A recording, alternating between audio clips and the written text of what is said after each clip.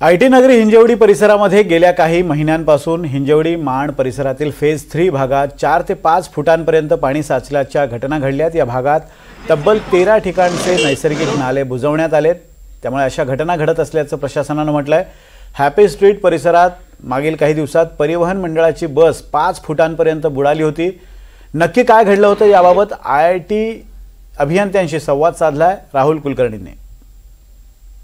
पुण्यात तर आपण पुण्यातल्या हिंजवडी आयटी पार्क इथे आहोत आणि वर्ल्ड क्लास सगळे ब्रँड जे आहेत ना ते इथे तुम्हाला दिसतीलच।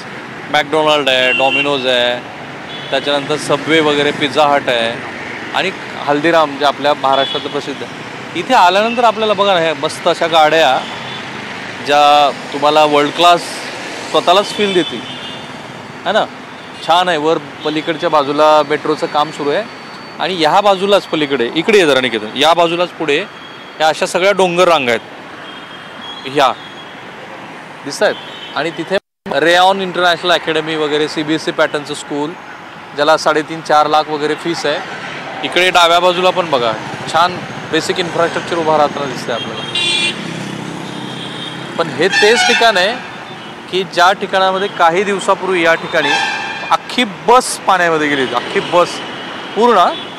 आणि हे का झालं होतं तर त्याचं कारण मला हे IIT हे जे वेगळ्या IT कंपनीमध्ये काम करणारे मंडळी आहेत त्यांनी हे दाखवून दिलं। हे उदाहरणादाखलच बघा तुम्ही की हे जे डोंगर रांगातनं पाणी वाहत येतंय ते पाणी त्याच्यावर एक मोठी एन्क्रोचमेंट अतिक्रमण झालेलं आहे आणि ते अतिक्रमण झालेला हा भाग असा सखल पाणी थांबत थांबत थांबत मग या ठिकाणी येतो आणि अलीकडेच आता त्याला काहीतरी वे आउट करून ते पाणी बाहेर काढण्याचा प्रयत्न सुरू आहे।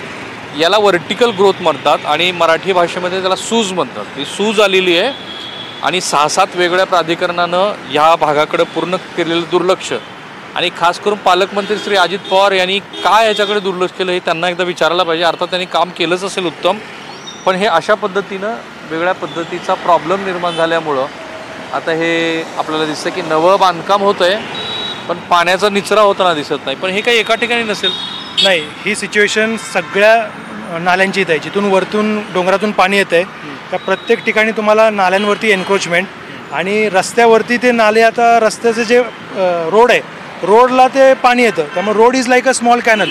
तुम्ही हिंजवडीत आला तर वरून येणारे सगळे रोड हे छोटे छोटे कॅनल आहेत आणि त्याचं पाणी असं सगळीकडे ब्लॉक होते आणि हा तोच स्पॉट आहे जिथं बस पूर्ण अडकली होती आणि 6-6 फुटापर्यंत पाणी होतं।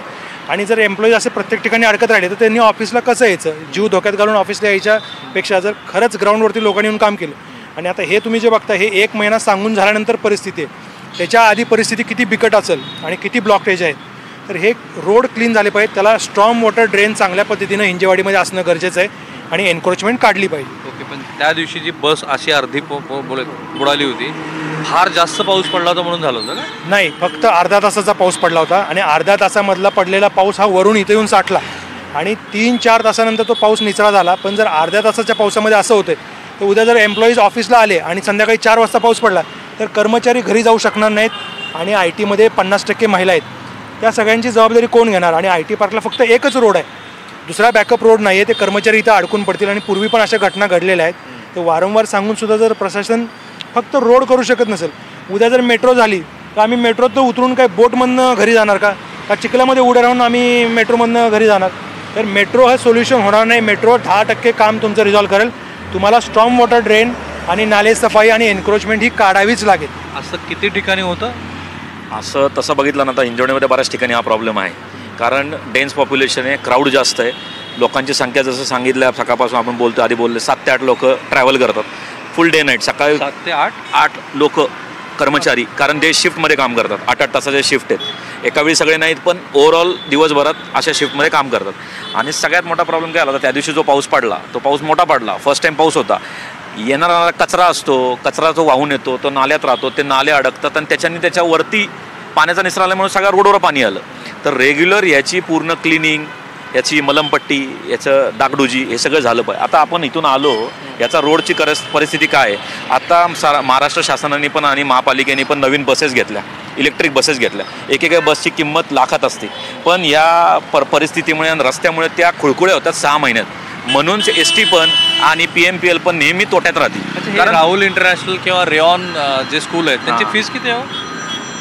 आता या मिनिमम यांची फी जर बघितली 1.5 लाख रुपये तर कशी ही मिनिमम फी आहे साध्या KG पासून नर्सरी फर्स्ट स्टँडर्ड पासून, आणि याच्यापेक्षा पण जास्त आहेत बरं का, 2-2 लाखाच्या पण आहेत. ओके. आणि कर्मचाऱ्याला मिनिमम पॅकेज इथे काय?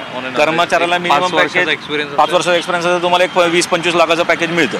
हां, 20-25 लाखाचं पॅकेज मिळतं. आणि 2.5 ते 3 लाख कोटी रुपयाचं सॉफ्टवेअर सर्व्हिसेस आपण ह्या पुणे आणि भागातनं एक्सपोर्ट करतो. 25% वाटा आहे ह्या सेवा क्षेत्राचा, कारण मॅन्युफॅक्चरिंग आपल्याकडे डाऊन आहे, कधी कधी मायनस पण होतं. पण मग अशा वेळेला ह्या पायाभूत सुविधाकडे का लक्ष दिलं गेलं नाही, कोणाचं दुर्लक्ष झालं आहे, आणि कुठल्या पद्धतीचं चित्र आपल्याला उभा करायचं आहे? आज आम्ही दिवसभर हे बघणार आहोत हिंजवडीमध्ये काय चाललं आहे. ॲटलिस्ट आमचा हा प्रयत्न आहे की हे सुधारण्याच्या दृष्टीनं पहिलं तरी पाऊल पडावं. अर्थात राज्यकर्ते करत असतील, करत नसतील असं नाही आहे, पण काय करतात? कॅमेरामन निकेतन माणेसह मी राहुल कुलकर्णी, NDTV मराठी, हिंजवडी, पुणे.